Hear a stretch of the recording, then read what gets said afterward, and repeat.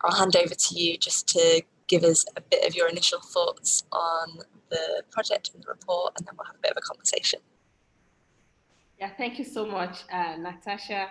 And of course, thank you, Womankind, for organizing this space for us to share our research findings. And like Natasha has already mentioned, my name is Helen Kezia-Nwoha, and I work as the Executive Director of the Women's International Peace Center.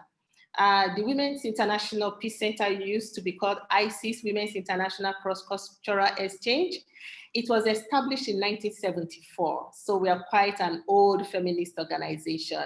We've gone through all the different waves of feminism around the work that we're doing. We've transformed, through all the different forms of feminism until we are here today. So presently, our work is to promote women's participation in peace building. And from a feminist perspective, our definition of peace, of course, is very broad, and it looks more specifically at human security. And what does that mean for women? But also women at the peace table. And we are working at defining what peace table means for women, but also looking at different impacts of conflict on women, specifically sexual and reproductive health and rights, issues of gender-based violence and sexual conflict-related sexual violence. So that's what we do. And like Natasha had already said, our work is regional. We do work in Uganda, South Sudan, DRC, Burundi, and in Nepal in Asia.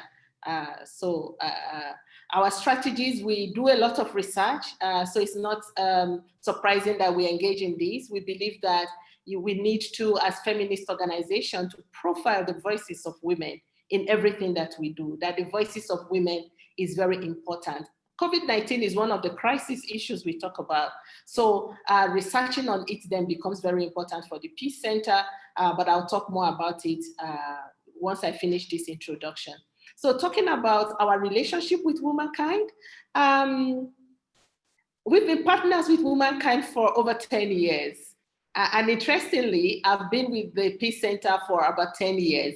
So I've known Womankind as I got into the Peace Center, and we've done a lot of work promoting women's participation in decision-making in conflict situations. We've done a lot of work around engaging and building a feminist movement, making sure that various minority groups, their voices are heard in the different advocacy spaces of the mainstream women's movement. And I've really found that very fulfilling in terms of movement building effort of Womankind. And it's very interesting how our relationship has grown. And I think it's because we have a common value. Both organizations are feminist, and they're very particular in terms of, the kind of relationship we have, even in terms of naming, the relationship. So I'll leave it there. So Womankind is like a sister organization to us at the Peace Center. So that is the relationship. In terms of the research, I know that different countries are at different levels of the COVID. In Uganda, we continue to experience increased COVID infection. As at December 8th, 2 days ago, we had 1,199 infections in one day and 12 deaths. So we are also seeing that increase. Cumulatively, we have 25,059 confirmed cases and 219 deaths. It wasn't like this, 7 months ago. In March and April, we didn't have such cases. So we are seeing that we've had almost 9,510 recoveries. But in the last 2 days, we've not had any. So you could see that the situation is getting, more serious, and we're just there at community infection, and that's not something anybody wants to be at. So this research for us is aimed to enable stakeholders, people who are interested in promoting women's rights, people who are interested in supporting COVID response, to better understand the context-specific gender, peace, and security impacts of COVID, and to enable us as organizations to develop, and decision makers to also develop policies and programs that then respond, to COVID impacts on women and girls, and more specifically vulnerable women and girls. and ensure that some of these programs and policies account for the gender impact. And I see COVID-19 as a crisis period, so we are here living every day. We don't know when it will end. We know there's a vaccine. We don't know when it will get to us. So we'll continue to live this situation as long as. So we think that it's important for us to then share this, so that people who are interested in supporting this work will understand the dynamics, to also be sure what is needed to ensure inclusive human rights and feminist approach to COVID response, which is basically what is missing in not only Uganda, but many of the countries globally, actually. So talking about the research, and I think it's important to describe how did we do that research. So basically we did a lot of literature review on COVID, gender, peace and security impacts in Uganda and also in other countries, but also across sectors, having in mind that we also have the economy, agriculture, health, but we also have different categories, of women refugees, women in informal sector, women in decision making, and we found, that in these different sectors, including in sexual and reproductive health and rights, access to health services and livelihood, different impacts emerged, particularly for women and various groups of women. So we had key informant interviews with 38 people, 26 male and 26 female and 12 male, just to be able to draw, the perspectives. And most of the organizations are organizations working in the area of good governance, health, peace and security, economic empowerment, and generally women's empowerment, because we know that they really experience these issues. So what did we find? Interestingly, our findings indicate the gendered impact of COVID-19 on vulnerable and marginalized groups and communities, particularly women and girls, roles and responsibilities, their needs and livelihoods. The findings also highlight how these groups are coping with the crisis. So it's not just how did it impact on them, but how are they coping with the crisis and how are they still coping with this crisis, because we are still living with the crisis. So generally, what we see on ground, the response to COVID-19 exacerbated existing gender inequalities. So we already had gender inequalities anyway, but once this happened, it then opened more, how these inequalities are perpetuated, how they impact on women and girls, and how society, makes it all look very normal, even when it is not. We see militarized responses, enforcing lockdown, enforcing, making sure people are not moving, and that kind of, response that doesn't take into account realistically how people will survive within the context of COVID. So the responses did not take into account, of course, the specific needs of women and girls. We see that, because of the lockdown, women and girls were exposed to gender-based violence, and in many ways, there was limited access to healthcare systems by women and girls. This led to increased maternal deaths. For example, in the first month of the lockdown, 7 pregnant women died because they couldn't reach the hospital. There was no clear indication of, who should move and why. There was no consideration that, babies don't say when they're coming. It can happen at any time. It doesn't say if we could wait. It doesn't wait for ambulances. So if you say it's only an ambulance that can move and there's no ambulance, and everyone is scared because if you get caught, you don't know what will happen. So that kind of restriction also made it impossible for people to take decisions, but already know that in the existing inequalities, there's limitation in taking decision to go to hospital, which is one of the factors that affects, that leads to maternal mortality. So that was happening. It also, COVID-19 also exposed how weak the health systems are. So for example, the health systems are so fragile that, in terms of planning, it wasn't possible for the health systems to respond to this. So while most of the responses we are focusing on taking in COVID victims, it didn't just remember that there are other life-threatening health issues, issues around even malaria. A lot of people died from malaria than even COVID in the early stages. Issues of pregnancy-related deaths and sicknesses.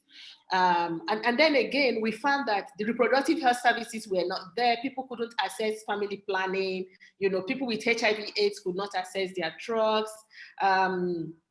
And we also found out that even, with people who had tuberculosis, so people who had pre-existing illnesses were not able to continue to get their drugs or their illnesses, or treatment for their existing conditions. And we also found that, because the schools were closed, a lot of young girls were now more vulnerable to sexual abuse, including early marriage and forced marriages, and they couldn't access help. Of course, many of them don't know anything about healthcare or family planning. One of the participants in the research said to us, when COVID-19 hit, the government prioritized COVID and ignored other essential services, especially issues of women and girls. Domestic violence increased as women were now forced to stay with abusive partners for longer hours. So it's like you're locked up with your abusive partner and there's nothing you can do and you just remain there. So again, we also found out that the lockdown exacerbated the fragility of women's livelihood. A lot of women are in the informal sector, so it is difficult for them to, once the lockdown came, many of them had to stay at home. They couldn't live, a lot of them sell on the streets. There was lockdown, no one is going to the street, and they couldn't go to the street. So livelihood became a problem. They couldn't provide for their families.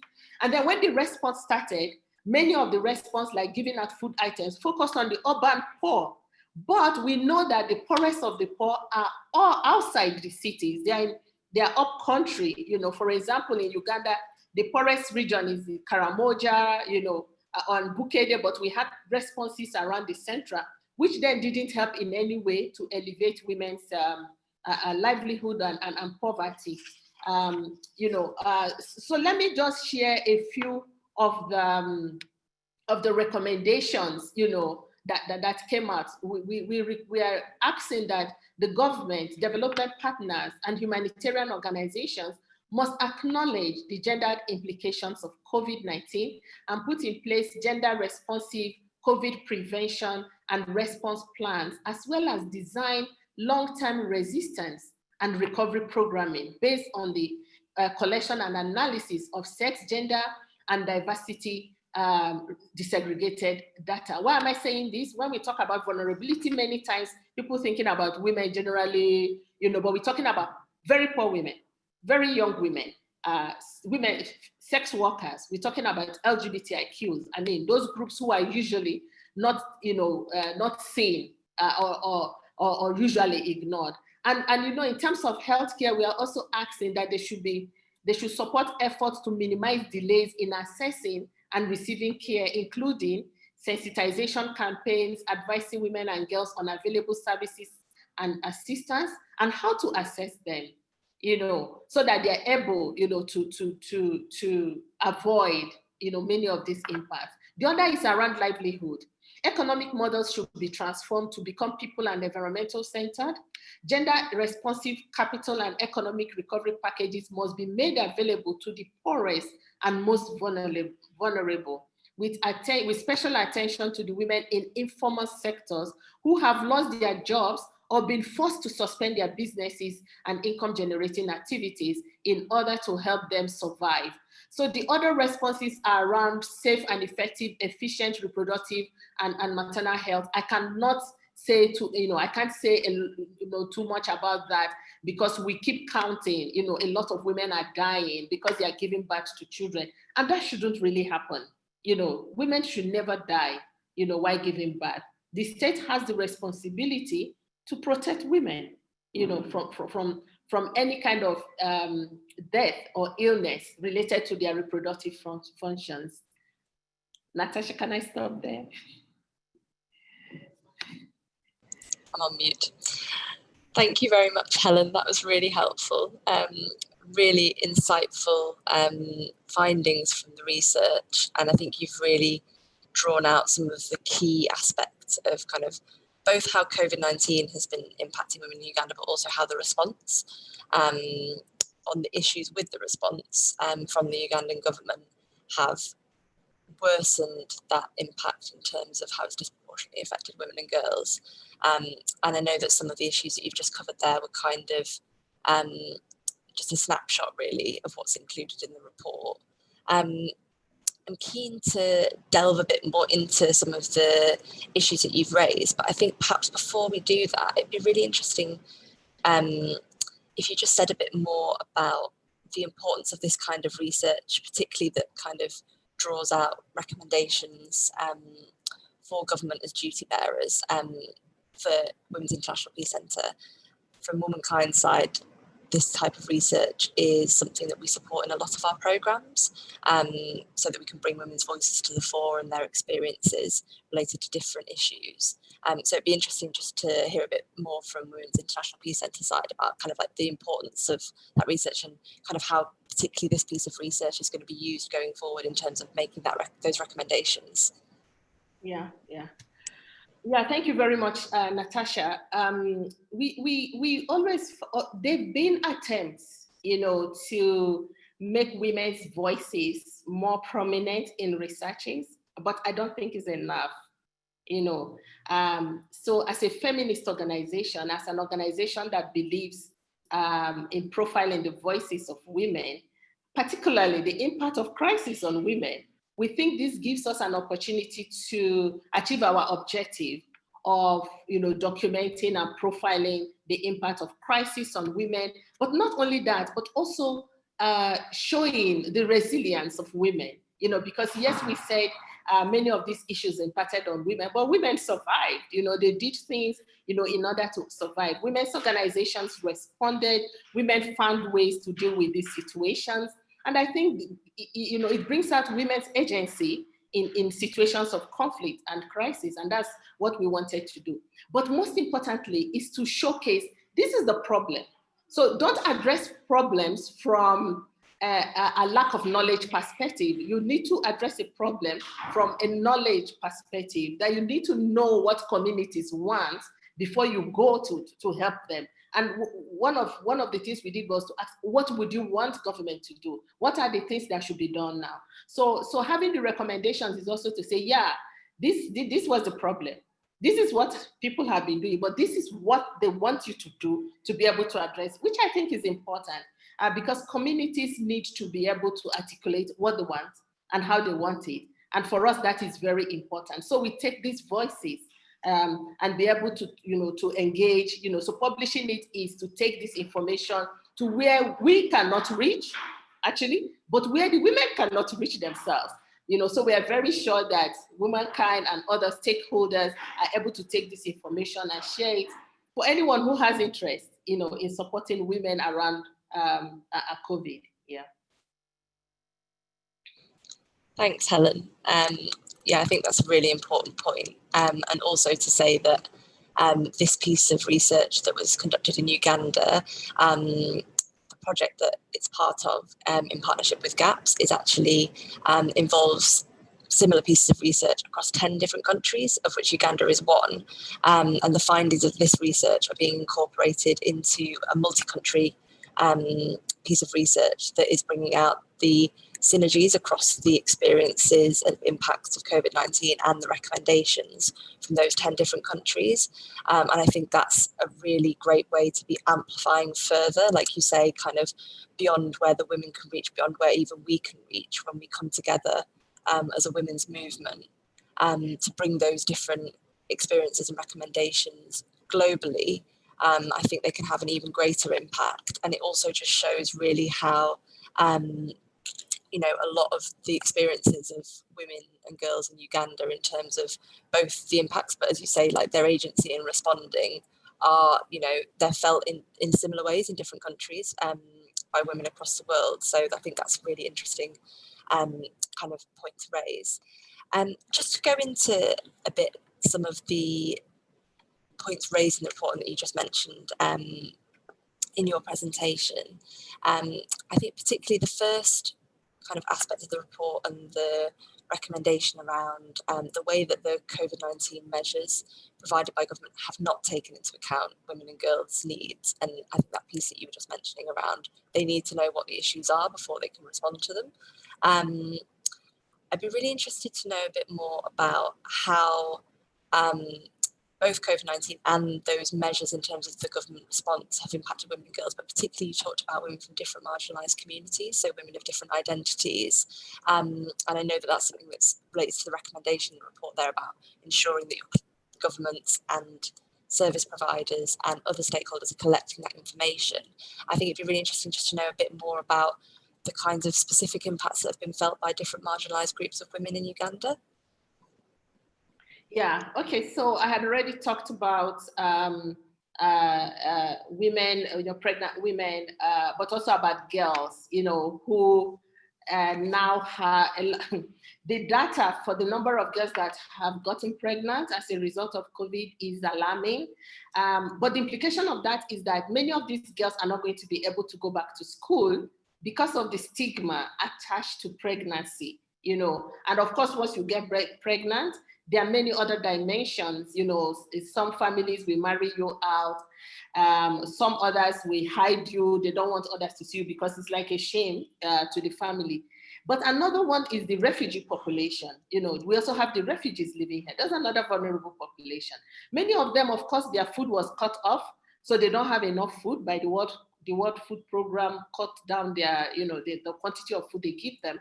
And so many of them had to negotiate about their daughters getting married and them getting some resources, to feed the family. So a lot of these things sometimes is about survival, of individuals, and it's about life and death. So these girls who are already marginalized and living as refugees have further been marginalized. Some of them were raped. And during the COVID period, a lot of women who were raped couldn't report because the mechanisms to report the police were busy enforcing lockdown measures. So they were not paying attention. They felt that, reporting gender-based violence or sexual violence is like, oh, okay, we'll deal with that.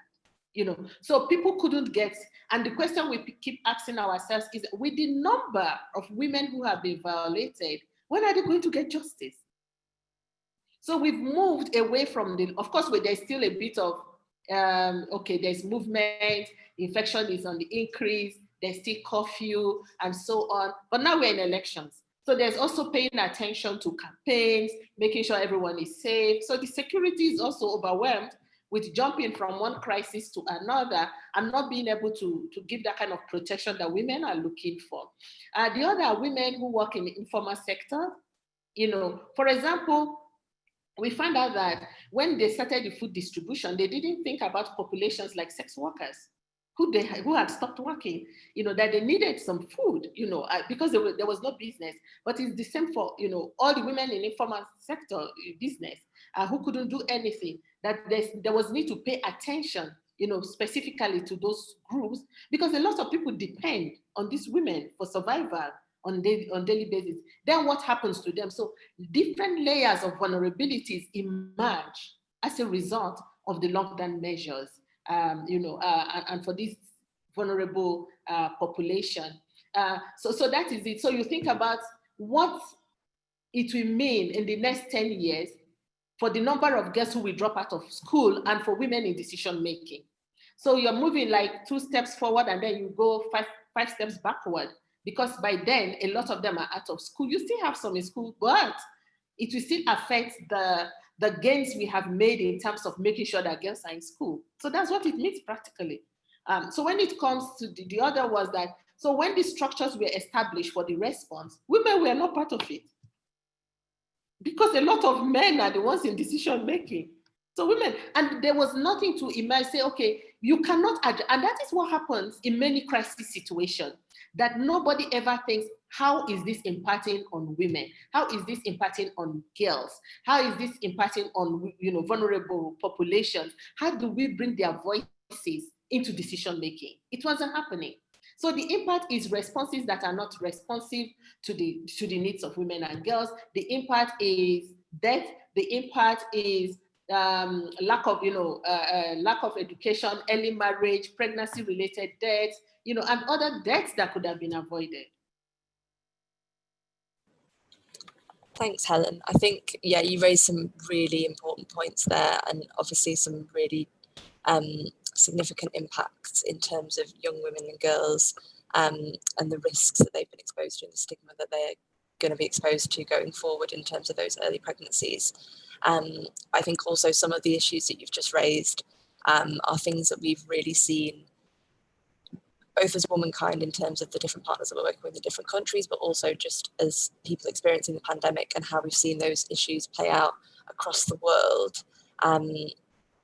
One of them being that obviously women's participation and leadership in COVID-19 responses has been significantly low to non-existent in a lot of contexts, and where it has been the case, it's actually produced in oftentimes much better results than those that have excluded women and girls. And that's not just in related to meeting women and girls' needs, it's across the board in terms of how those responses have played out. But you also mentioned the rise in violence against women and girls, and sadly we've seen that that's been the case globally in terms of rising violence against women and girls, increased domestic violence, dramatically increasing during the COVID-19 pandemic. I wonder if you could say a bit more, Helen, about what the challenges have been for women's rights organisations in Uganda in responding, particularly to that rise in violence against women and girls under this very difficult COVID circumstances, and the measures that have been put in place by the Ugandan government, and also how women's rights organisations have been adapting, as we know that they do. Yeah, okay, thank you. That's very interesting. And so one of the challenges that the women's movement had in terms of responding to sexual and gender-based violence was the fact that there was a lockdown. And the work of women's rights organizations and human rights organizations is not seen as essential services. So they didn't have the permission to move around. Lawyers were not seen as such as well. So a lot of the cases, nobody could respond to them. And that's how you find women locked up in their abusive homes, and no one could rescue them. So it was a bit of that challenge. And of course, we knew that the courts were also not working. I mean, so in terms of promoting human rights, it was also in a lockdown. The abuses continued, and many things like that happened without anybody being able to do anything. So we're talking about, of course, there were a lot of webinars, but these women we're talking about are not on the internet. They are not on the webinars. They don't have any space where they can discuss their problems or to share with anyone. In Africa, we so much believe in communities, families, and yet everybody's locked down. So that community comfort, community connection that we have, we also lost it. So you couldn't go somewhere, to share your problems with anyone. So these women, no place to go. So it was as if, everyone was locked in their own spaces, dealing with trauma, something you could have shared with a friend. And so, and all those kinds of scenarios. Increasingly, I think that a lot of people ended up with trauma and mental health illnesses as a result of this. But women's, because as a defender of women's rights, you see a lot of things happening. You can't do anything. And actually, some of the human rights defenders were also abused in their own relationships. And it's something they can't speak about, but the trauma continues. So it was a bit of challenge, although, there was a lot of advocacy. But when the lockdown was lifted, people tried to do something. But in Uganda, during the lockdown, the women's movements were able to mobilize themselves, contribute money, and bought some items, to share, to distribute. Because if you had a pickup, you could move. So they kind of navigated, they also contributed to the government's, items for distribution, because since you couldn't distribute and government was receiving on everyone's behalf, a lot of organizations contributed, and that happened. So the women's movement did not just sit back. They had chat, toll-free lines that people could report, where they could counsel women online, and on phone, and try to give them some kind of measures to address the trauma and the violence they were experiencing. While that was happening, for some organizations, for some women's rights organizations, they had problems with their donors. who didn't want to pay salaries because people were not working in the office, but people were working from home. Others did not want to change the budget lines, but you can't sit with your budget when people are dying. You know, the importance of being flexible, of responding to the needs of the communities was very obvious. You know, so we had all those challenges, people struggling in your budget. You don't have internet for home use. What you had was internet in the office. Then you had to look at navigating and seeking approval from donors to change budget lines. Some accepted, some did not. You know, some donors insist that you keep the budget lines, but they couldn't work for the period of the lockdown. So it then questions the approaches, you know, that are used by different partners and donors to support organizations in times of crisis. But also, even without you asking me, to mention that some organizations were also flexible. You know, we have a number of organizations who say, change your budget and get back to me. But we also had organizations like Womankind who gave us flexible grants, you know, to do whatever we wanted to do in the context. It's a bit consoling, you know, it's a bit motivating, you know, for you to know that a partner you have understands that at this time, I just need to do what I can do to work, to address the needs of women and girls, but the organization continues to exist. You know, to trust your partners that they will be able to know what is needed at this time, you know. And I think that is really exceptional, you know, to have such partners who are flexible, who give you money, you know, and say, you know what, we know this is happening, but we can support you with this. It's very consoling, yeah. And thank you, Womankind. Thank you, Helen. Yeah, I think you've moved on to a really key point there around the issue of flexible funding for women's rights organisations and women's movements, which, as you mentioned, we know at Womankind is a significant issue and something that Womankind has saw quite early on in the COVID-19 crisis, that was probably the most significant way that we could support our partners was to avail quickly small, flexible grants to the women's rights organisations that we work with very limited reporting requirements, but really, most importantly, that enabled the women's rights organisations that we partner with to respond how you included as Women's International Peace Centre saw fit.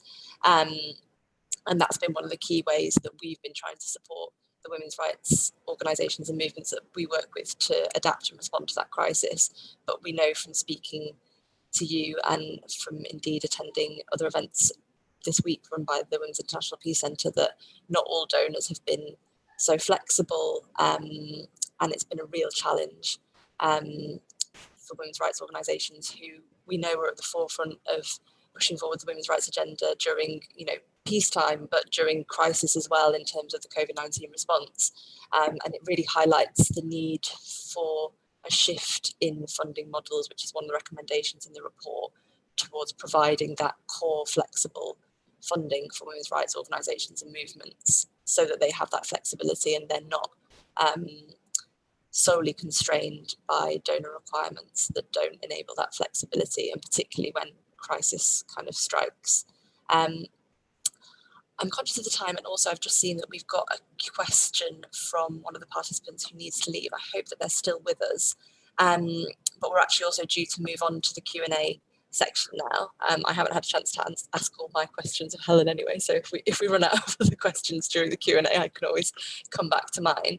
But I think the first question, if they're still with us, is it Naira Dazi? I don't know if you're still here. I've just seen a message to say that she's actually left. She's had to leave early. So perhaps Alicia, I don't know if you could read out her question to start with, and then we can send her the follow-up as a response, just to get us kick-started on the Q&A. Yeah, sure, I'll read it out. I think it's kind of a comment and a question in one, but she says, the question is how strategies for our own feminist research findings to space, volume and influencing into the policy spaces, which are talking so much of building back better. She says, I'm a bit concerned that the narrative is kind of rebuilding based on some fault lines anchored in patriarchal systems and neoliberal economic policies that do not prioritise gender justice. So if you have any comments on that, Helen, that would be brilliant. Yeah, okay, I saw it, Nyarazai. Yeah, that's very interesting. It's very interesting. But I think that what we deal in crisis period is yes, it's right. A lot of responses go into humanitarian and not really other things. I think what we require is a holistic approach that then looks at all the other levels of inequalities that already existing, within communities and populations and states. Because those inequalities kind of manifest themselves, more seriously during crisis. So I think that we need to then be very careful when we are conceptualizing our recommendations to ensure, like Nyarazai is saying, that we're not rebuilding based on existing fault lines.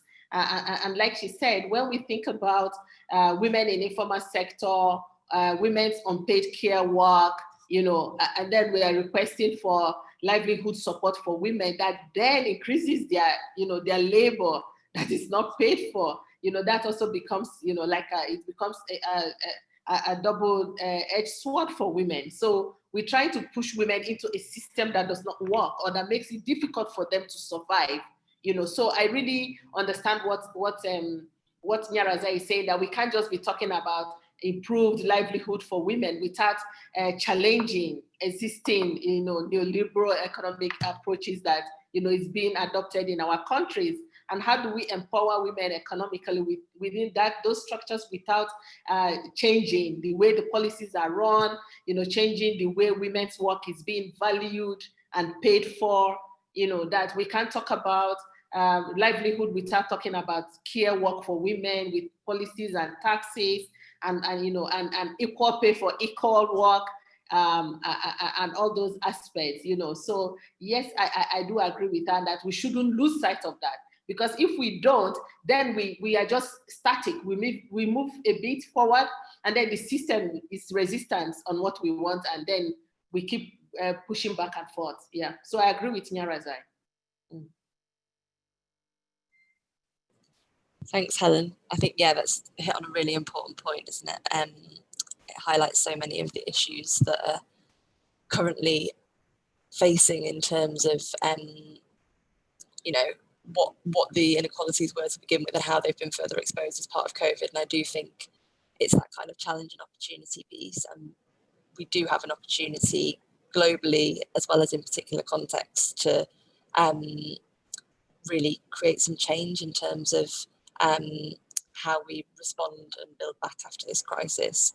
But then that also feeds back into the point that we raised before, that we didn't have as much time to talk about around women's participation in leadership, and how when that piece has been missing, I think it's so difficult for any of these other issues that we raised around kind of unpaid care work, social protections, women working in the informal economy, etc., violence against women and girls, to be addressed in that kind of response and recovery. And there are some recommendations around that in the report, and we'll be sharing the link at the end so that participants can read it further. I think our next question for you, Helen, is from Disha, but I believe Alicia is going to read it out for you. Thanks, Natasha. Disha says, thanks so much for your insight, Helen. You mentioned the resilience of the women's movement in light of the challenges. Do you have an example of the Ugandan women's movement coming together during the crisis to support women or demand change? Yes, I did talk about the women's movement contributing money as organizations and buying COVID food items and actually donating that to the government. It was very significant for us that we couldn't just see it as a women's movement. So this movement was led by the Ugandan Women's Network, UWONET, and many of us who are members contributed money into this pause.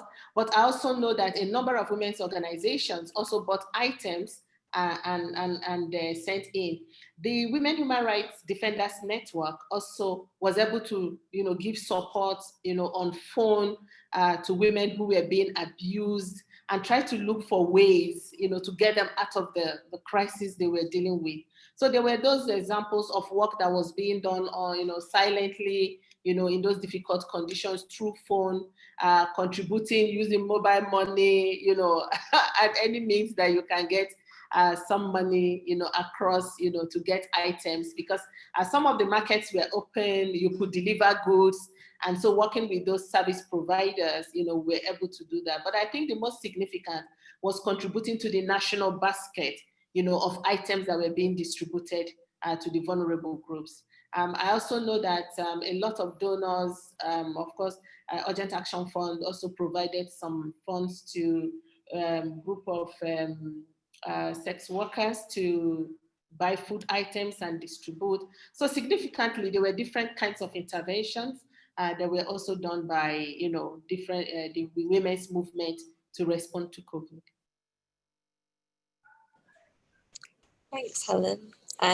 Just to say on the Q&A, if anyone else has other questions, please do type them in the chat box, and you can either ask them yourself or Alicia can ask them on your behalf. Just while we're waiting for other questions to come through from participants, Helen, I guess I get the opportunity to go back to asking you some of my questions.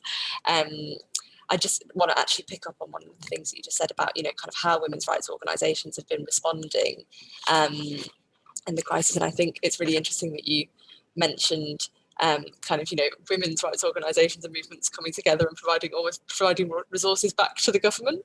And that's something that we've seen with other Womankind partners in other countries that we work in. So, for example, one of the partners we work with in Nepal actually provided their women's shelter as a resource to the government so that it could be used as a COVID quarantine centre. So we really do see kind of a multitude of different examples as to how women's rights organisations are at the forefront of that response, which I think is what I personally anyway find so amazing in terms of both the response they're doing, but also the way that they've not been adequately included in those decision-making aspects around the response, when they are actually the ones that are doing the work and are forming the backbone of that response. I wonder if I could just ask you a bit of a question about some of the marginalised communities that you are mentioning, and particularly I know something that came out in the report and that we've seen in terms of information provided by other Womankind partners around the way that the police have been responding to COVID-19 in terms of enforcing those lockdown restrictions. I know there have been examples of, you mentioned sex workers, and I think there's an example of sex workers having been targeted specifically with violence by the police. But I wonder if there are any other examples from other marginalised communities where they've experienced kind of backlash from the police, but particularly those that sometimes, and I know I'm thinking particularly about the LGBTQI community in the context of Uganda, and how COVID-19 has actually provided a situation for the worsening of human rights, particularly in terms of like police violence against those communities. Can you say a bit more about that, Helen? Yeah,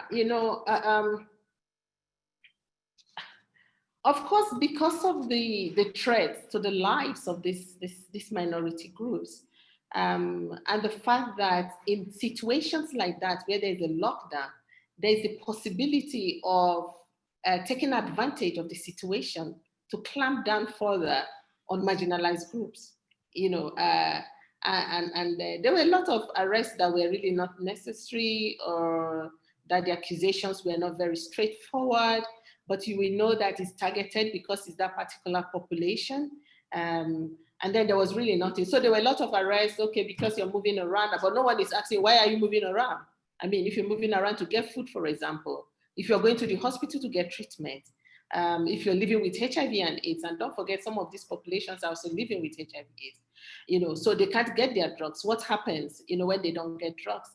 We had people who were pulled down from the motorbike because they were going to the hospital. No one asks, where are you going? You know, because the motorcycles could be allowed to go around, but they have to be carrying food or items, not human beings.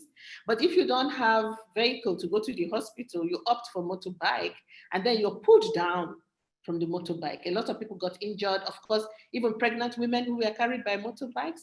So it was a bit of harsh, you know, the way that the lockdown restrictions were being enforced was a bit harsh. There was like no option of why are you going? Of course, there were conditions of getting permission from, you know, some leader before you can move, or calling ambulances, you know, to pick you up. But how many of these women have phones to call? How many of them even know the number to call? Even if they advertise on TV, they are for people who have television. You know, so for an ordinary person who cannot afford, then it becomes, but the instruction is no one moves and no one moves. So if you move around, you're arrested. You know, so we also thought that some of the arrests were not very reasonable. But remember, you didn't have anyone to help you to come out. People who provide pro bono services were not working because they were not seen as essential services. But there was a lot of advocacy, you know, in terms of pushing that legal services were essential because of human rights violation, because of, you know, legal people who were arrested who need to get bail, you know, and all those kind of things. But of course, you push and push, but of course the lockdown is over now. But even now that it's over, the accumulated impact, you know, of that on the population, which is trauma and mental health, no one is talking about it. It's being ignored. We're not asking people, how do you perceive this? You know, a lot of people got into panic attacks, you know, and people are still traumatized by the entire thing, you know, but life continues, you know, which also impacts on different aspects of their lives. Yeah. Thank you, Helen. Yeah, I think it's a really difficult situation. And it's obviously something that we've seen happen in other crises in other countries and other contexts before, in terms of how emergencies are used to roll back on women's rights, and particularly to target groups that are already targeted by the authorities. So it really is a difficult situation.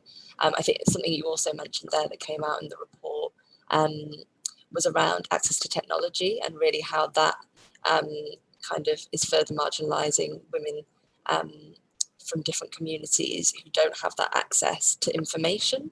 And that's, again, something that has obviously come out in the Uganda context, but we've seen in other situations as well, in terms of our partners that have been using the resilience grants I mentioned earlier, and how they're responding to the needs of their communities.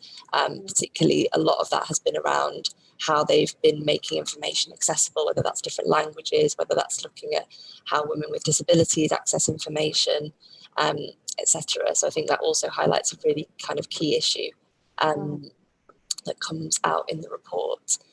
We've got a question now from Pumi. Pumi, if you're happy to read your question out yourself for Helen. Right, now, just bear with me, Pumi. I'm going to mute. One sec. There we go. I'm just doing it now. Thank you. Can you hear me now? Yes, thank you. Brilliant. Wonderful. Hi, Helen. Lovely to have you. Thank you for being with us. My question is, we just heard from you, and I have to say I feel so naive because I've heard from others as well about donors being, I mean, there's no other way of putting it, really sort of inhuman and really unpractical as well in demanding that agreed upon kind of deliverables go ahead, or freezing salaries and so on, without, you know, being kind of fair and proportionate about it. In light of this crisis, it's just extended.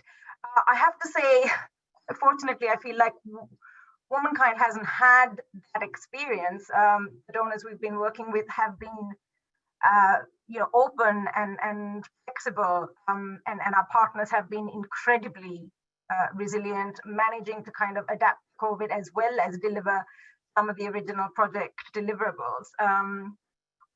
So I wanted to turn to you and see if you have any positive examples of any donors, either that you are dealing with, or any other women's rights organizations that you know of, that we can sort of hold up as a role model? Because I think we really need to showcase that there are organizations with power who are using it wisely and fairly and equitably, and to try and push those examples forward. So that's my question to you. Yeah, okay, yeah, thank you, Piyomi. And I mean, the issue of donors being very hard on some of the partners in terms of the deliverables happened. So there were many donors who refused to pay salaries because they said, but the staff didn't work and you were at home. But remember that many people had to work at home. Probably what they didn't do was to go to the communities. Remember that a lot of organizations now had to buy laptops for their staff if they didn't have one already, so they could work offsite. A lot of organizations had to provide internet for staff to work at home, for them to be able to continue the work. Online meetings were now going on, and you have to meet up with your colleagues. So there are a couple of examples, and I don't know if you want me to mention them, but if they are good examples, I think it's good to mention them. I've already mentioned Womankind.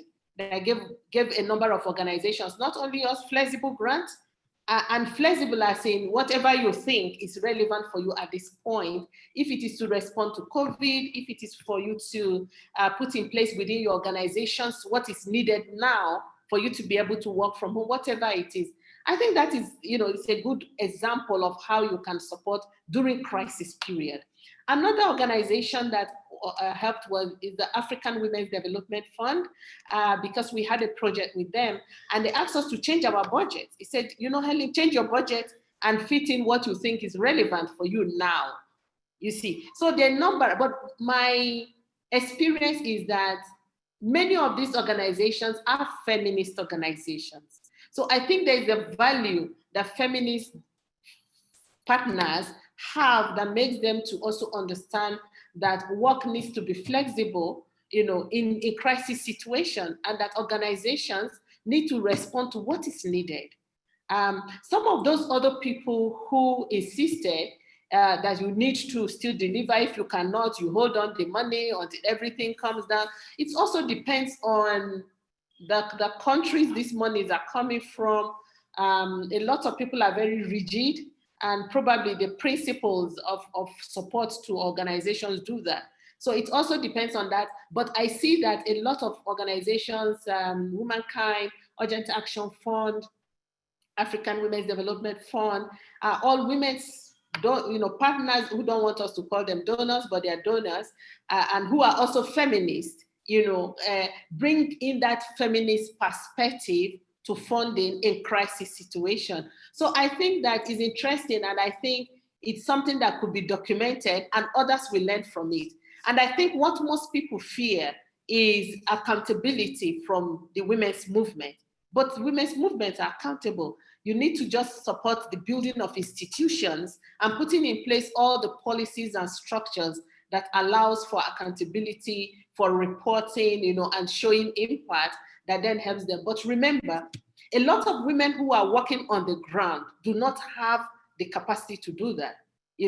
When crisis starts, it's the informal women's groups that begin to respond. For example, the group of women that we train in the refugee camps who are peace mediators started using megaphones, to share information about COVID, because no one was sharing with them, to tell people, no, you don't do this, you wash your hands, you do this, but you're telling them to wash their hands and they're saying, but there's no water.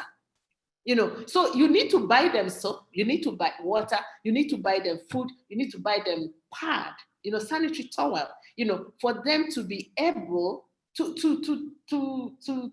take care of their hygiene. It's an important aspect that nobody gives you money. But when you have flexible funding, you're able to address those needs of women that is not in your logical framework. You hardly find sanitary towels or dignity kits in logical frameworks. They are not there. When you're doing women's leadership, or you train them and give them skills, no one tells you you don't get money to buy soap. But in the time of COVID, soap becomes an essential service because people have to wash their hands. Water becomes, of course, water is a basic need, but not everyone has water.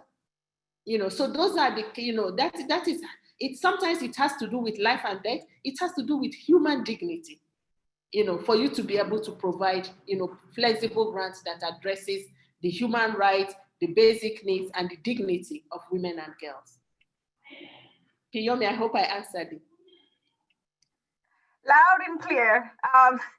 In the process, it sounded like I was trying to get a shout out for Womankind, which I wasn't, but I absolutely appreciate your response. Thank you. Yeah. Thank you, Helen. I think that was a really powerful response and really strongly highlights some of the things that were touched on earlier, just in terms of that need for changing and shifting in funding models, and particularly, as you say, the feminist organisations that can be looked to for examples as to how they're perhaps doing that better than some others. Not that I'm saying that Womankind has it all perfect by any means, and as I think it's been flagged in the chat, women's rights organisations are accountable, and we and other, not that we want to call ourselves a donor, as you said, but other donor organisations as well. As feminist organisations, we want and need to be accountable, but other donors also need to be accountable, and particularly looking at that flexibility.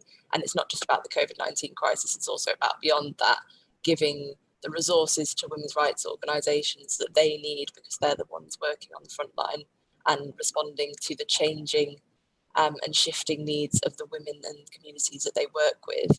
And it's always going to be much kind of slower for donors and those that provide those funding resources to respond than those women's rights organisations. So the flexibility really needs to be sitting there with the women's rights organisations.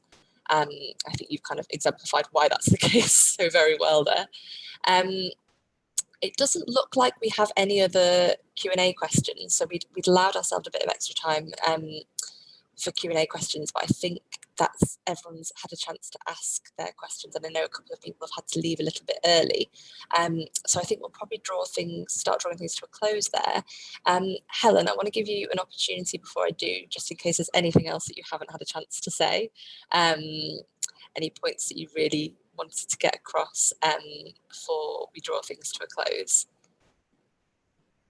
Yeah, I think basically, when we talk about funding, opportunities, is the fact that, and I'm sure as well, what research says about limited grant to women's rights organizations globally, and how, most of the grants go to mainstream organizations, limiting, the reach for women's rights organizations, limiting, women's rights and gender equality work and focus. And of course, many of these issues we are talking about are things that take time to change, to build. And also many of these grants do not support sustaining the change. So we have increased women's participation in leadership. How do we sustain that gain, to make sure that we continuously have more women in leadership? If we have reduction in sexual and gender-based violence, how do we sustain the gains? So of course there are a number of donors, the Netherlands coming up with grants specifically for women's rights organization, which is commendable, but there are very few donors who are doing that. And of course, many of them are also not flexible. So I'm wondering how, as feminist organizations, and of course you don't call yourself donors, so as feminist organizations, how we can engage, to continuously push, for more funding to women's rights organizations, and more so to community-based women's organizations who are struggling every day, but are still working voluntarily, working within community resources to ensure that they safeguard, the family, their rights, and protect the rights of girls, in these communities. So for me, it's something that I think comes out, but more specifically that, when you're looking at crisis situation, that you cannot just talk about crisis without talking about development that is associated with it. So many times humanitarian response, we take food, and medicine, but how about girls who have dropped out of school? How do we make sure they get back to school? How about women's businesses? How do we make sure that recovery processes provide for them opportunities that enable them to build back?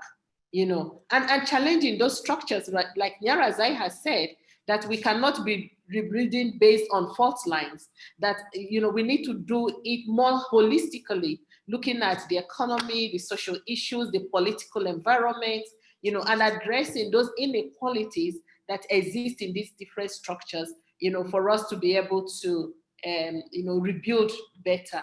Because again, we are in COVID, we don't know when it will end.